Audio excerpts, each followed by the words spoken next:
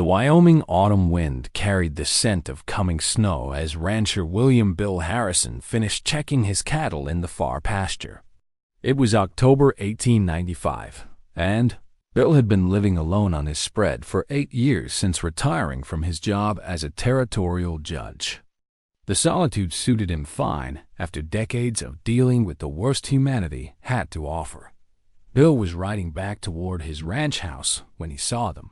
4 small figures huddled against his fence line like lost souls seeking shelter. Even from a distance he could see they were children, and they appeared to be in serious trouble. As Bill rode closer, his heart sank at what he discovered. 4 boys ranging in age from perhaps 9 to 14 years old were collapsed against his wooden fence. They were thin to the point of starvation, and their clothes were little more than rags.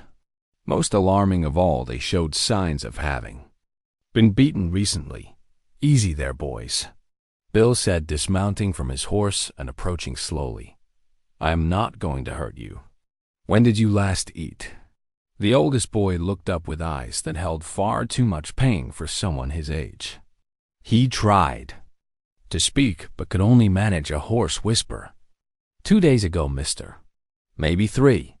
We have been walking since we escaped." Bill immediately went into action. He helped each boy onto his horse and led them toward his ranch house. Inside, he settled them near his fireplace and began preparing food while they warmed themselves by the flames. "What are your names, boys?" Bill asked as he served them bowls of hot soup and chunks of fresh bread. The oldest boy spoke for the group. "I am Michael Donovan, and I am 13 years old. This is Patrick Murphy, he is 12. That is Sean O'Brien, he is 10, and the little one is Tommy Walsh, he is 9. We all lived at St. Mary's Home for Boys in Laramie." Bill felt a chill that had nothing to do with the October weather. St. Mary's Home for Boys was run by the Laramie Town Council as a charitable institution for orphan children. It had a reputation throughout the territory as a model facility that cared for homeless boys with Christian kindness. "Michael, what happened to you boys? Why do you look like you have been beaten?" Michael glanced at his companions, then back at Bill. His young face showed a maturity born of experiencing horrors no child should endure. "Because we found out what the town council was really doing with the boys at St. Mary's. When we tried to tell people about it, they said we were lying troublemakers. Then they started punishing us to keep us quiet." Bill set down his coffee cup and gave the boys his full attention. "What did you find out, Michael?" Michael reached inside his torn shirt and pulled out a small leather notebook.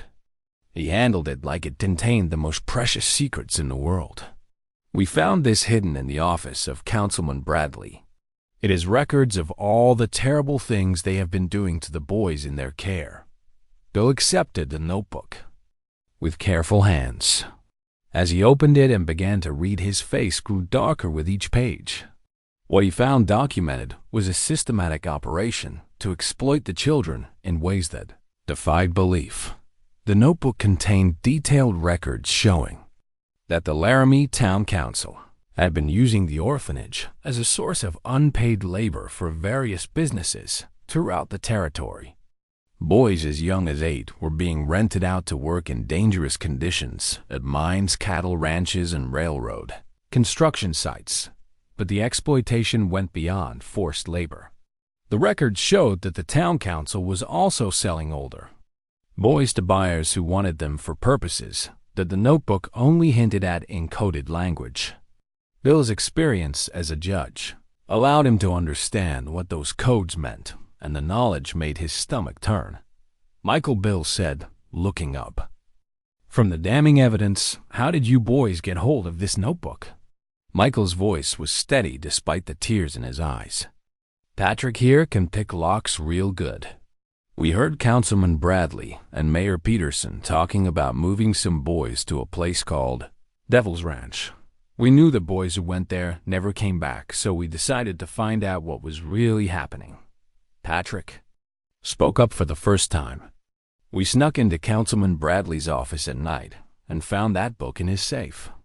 It had records going back 3 years showing what they did with boys who got too old or caused trouble. Bill studied the financial records more carefully. The notebook showed payments for individual children with notations like strong boy age, 12 mining work $85, and troublemaker age 14 permanent placement $120. The transactions were recorded with the cold efficiency of livestock sales. Sean, the 10-year-old, finally found his voice. "Mr. Harrison, they hurt us real bad when they found out we took the book. They said if we ever told anyone what we saw, they would make sure we disappeared like the other boys who caused problems." Bill felt rage building in his chest. The same anger he had felt during his years as a judge when he encountered adults who preyed on children. "Boys, how many other children are still at St. Mary's?" Tommy, the youngest, spoke in a small voice. 23 boys, mister. Some as young as 6 years old. They do not know what really happens to the older boys because the grown-ups lie to them about finding good homes and jobs. Bill stood and walked to his gun cabinet. His mind was already working through their options, and none of them were easy. The evidence in the notebook was damning, but the men it implicated controlled the local law enforcement and judicial system. "Michael, what exactly do you boys want me to do with this information?" Bill asked. Michael stood up straighter despite his obvious exhaustion. "We want you to help us save the other boys. Miss Sarah, who worked in the kitchen, told us you used to be a judge and that you were known for being fair and honest. She said if anyone would help children who had no one else to speak for them, it would be you." Bill looked at the 4 brave boys who had risked everything to expose unspeakable evil. The notebook they carried contained evidence that could destroy the most powerful men in Laramie, but using that evidence would put all their lives in danger. "Boys, what you have brought me is enough to send those men to prison for the rest of their lives. But exposing this conspiracy will be extremely dangerous. These people have already shown they will kill to protect their secrets." Michael met Bill's gaze with determination that reminded Bill of soldiers he had known during the Civil War. "Mr. Harrison, those boys back at St. Mary's are counting on someone to help them, even if they do not know it yet. We did not steal this book and risk our lives just to give up. When things get dangerous, subscribe to our channel for more incredible Western stories that will keep you on the edge of your seat." Bill felt the familiar weight of responsibility settling on his shoulders. He had retired from public service to escape exactly these kinds of moral dilemmas. But fate had brought 4 courageous boys to his door, carrying evidence that demanded action. "Boys," he said, his voice filled with resolve, "your courage in exposing this evil puts most adults to shame. We are going to use this evidence to destroy the men who hurt you and save every child still trapped in their system. Don't miss what happens next. Subscribe now to follow this epic Western adventure and discover how a retired judge and 4 brave orphans plan to take down the most powerful corruption ring in Wyoming territory. The wind outside was growing stronger, carrying the promise of winter storms to come. But inside Bill Harrison's ranch house, a different kind of storm was brewing. The kind that would either bring justice to the innocent or destroy everyone brave enough to stand against institutional evil. Bill spent the early morning hours studying every page of the notebook while the 4 boys slept peacefully for the first time in weeks. What he discovered made his hands shake with barely controlled fury. The systematic abuse documented in those pages represented evil on a scale that challenged his faith in humanity. The notebook revealed that the Laramie Town Council had been operating St. Mary's Home for Boys as a front for child trafficking for over 3 years. The operation was sophisticated and well-organized, with detailed records showing the acquisition, sale, and disposal of children as if they were livestock. According to the entries, the council used various methods to acquire boys for their operation. Some were legitimately orphaned children who were never placed with families despite having relatives willing to care for them. Others were taken from families too poor to fight legal battles when the council declared them unfit parents. Most disturbing of all, some boys were simply purchased from corrupt officials in other territories who were running similar operations. The notebook contained correspondence discussing the transport and exchange of children between various criminal networks throughout the American West. Bill turned to a section that made his stomach turn with revulsion. The notebook detailed what happened to boys who became too old or troublesome to be profitable, rather than being released or transferred to legitimate institutions. They were sold to buyers who wanted them for purposes that the records only hinted at. In coded language, Michael stirred from his sleep and found Bill reading by the lamplight. "Did you see the part about Devil's Ranch?" he asked quietly. Bill nodded grimly. "According to this, your Councilman Bradley owns a remote property where boys are taken when they become problems. The notebook suggests that none of the children sent there ever returned." Michael sat up and moved closer to Bill. "That is why we had to escape when we did. Patrick heard Mayor Peterson telling Councilman Bradley that we four were going to Devil's Ranch next week. We knew if we did not run, then we would never get another chance." Patrick woke up and joined their conversation. "Tell him about the other places, Mr. Harrison." The notebook does not just talk about Laramie. Bill had indeed noticed references to similar operations in other towns. "Michael is Patrick, right? Are there other places like St. Mary's?" Michael nodded solemnly. "The book mentions operations in Cheyenne, Casper, and Rock Springs. Maybe more. It looks like all these men are working together to steal and sell children across the whole territory." The scope of the conspiracy was staggering. Bill realized they were not dealing with isolated corruption, but with an organized criminal network that spanned multiple communities and involved dozens of officials at every level of territorial government. Sean and Tommy woke up and immediately looked toward Bill with anxious expressions. Sean spoke for both of them. "Are you really going to help us, Mr. Harrison? Or are you going to send us back like the other grown-ups did?" Bill knelt down to the boy's eye level. "Or are you going to send us back like the other grown-ups did?" Bill knelt down to the boy's eye level. "Sons, I spent 20 years as a judge trying to protect children from adults who would hurt them. I may be retired, but that duty never ends. We are going to expose this whole operation and save every child still trapped in it." Tommy looked up with hope brightening his young face. "How are we going to do that? The bad men have all the sheriffs and judges working for them." Bill stood and walked to a map of Wyoming territory hanging on his wall. "That is why we are going to go over their heads. There is a federal marshal named James Crawford who operates out of Denver. He has jurisdiction over territorial crimes and a reputation for absolute integrity." Michael studied the map. "How far is Denver, Mr. Harrison?"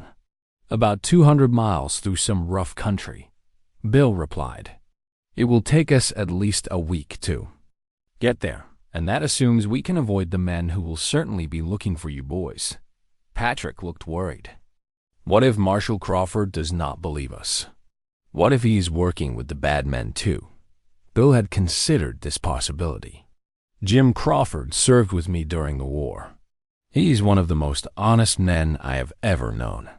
More importantly, he has resources and authority that local officials cannot touch or intimidate." The sound of approaching horses interrupted their planning. Bill immediately moved to his window and counted at least 8 riders heading toward his ranch at a steady pace. Even from a distance, he could see they were armed and riding with the purposeful intent of men on official business. "Boys, we have company," Bill said urgently. "I recognize Deputy Sheriff Morton and several other men from Laramie. They are probably here looking for you."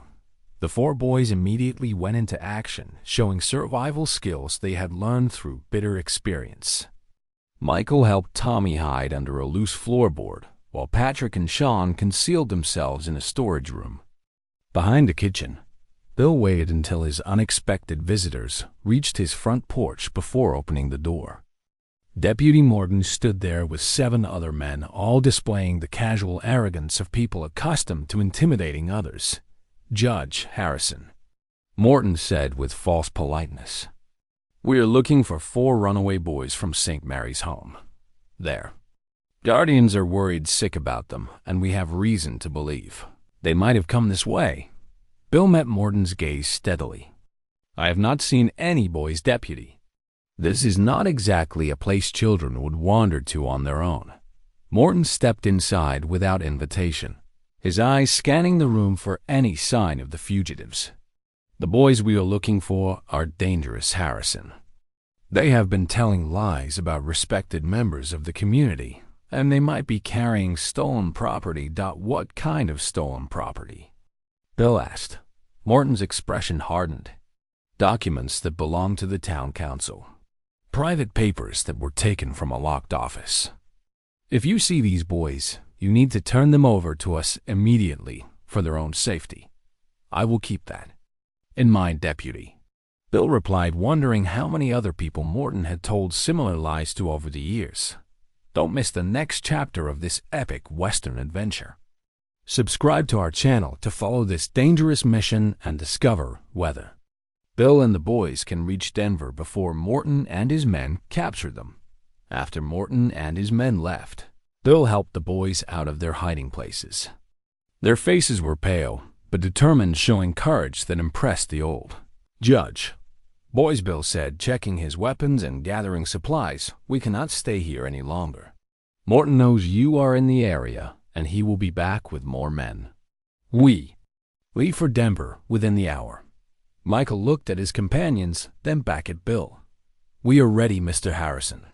Those 23 boys back at St. Mary's are depending on us to reach Marshal Crawford with this evidence."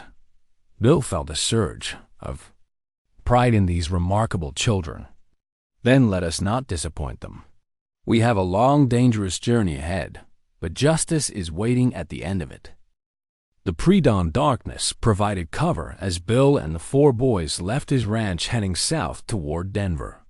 Bill had chosen a route through remote mountain passes that would keep them away from main roads, where Morton's men might be watching. The journey would be difficult, but it was their only chance to reach Marshal Crawford with the evidence intact.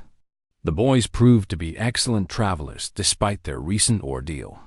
Michael took responsibility for helping the younger boys, while Patrick used his skills to find water and shelter along the trail. Sean and Tommy showed remarkable endurance for children their age, never complaining about the hardships they faced. On the second day of travel, they encountered their first serious obstacle. Patrick, who was scouting ahead, returned with disturbing news. There are men blocking the pass about 2 miles ahead. At least 6 riders, and they look like they're waiting for someone. Bill studied the terrain through his field glasses. Morton had apparently anticipated their route and positioned men to intercept them. The deputy was more resourceful than Bill had given him credit for. "We will have to go around them," Bill decided. "There's another pass about 10 miles east, but it will add 2 days to our journey." Michael looked concerned. "Can we afford to lose 2 days? What if they move the boys from St. Mary's while we are traveling?"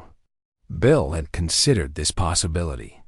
According to the notebook, the next transport of boys to Devil's Ranch is not scheduled until next week. We should reach Denver in time to prevent it.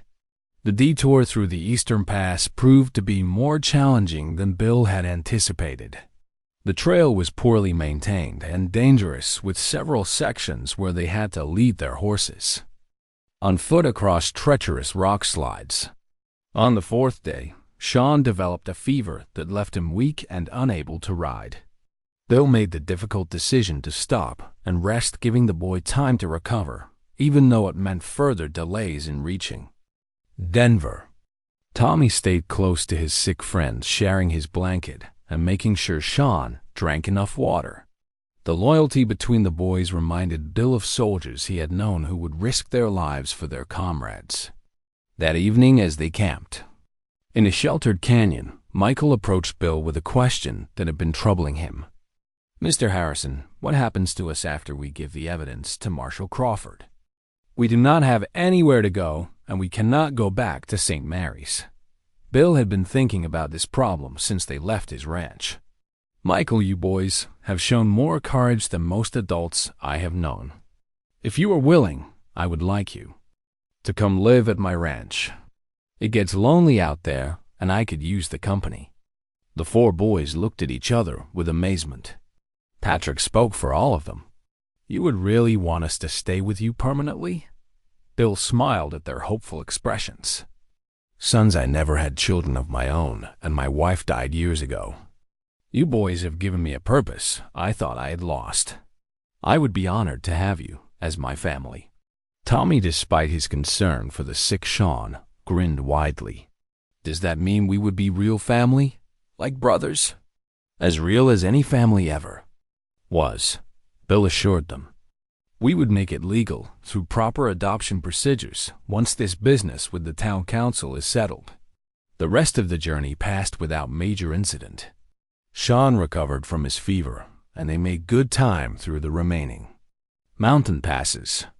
On the morning of the 7th day, they saw Denver spread out in the valley below them like a promise of civilization and justice.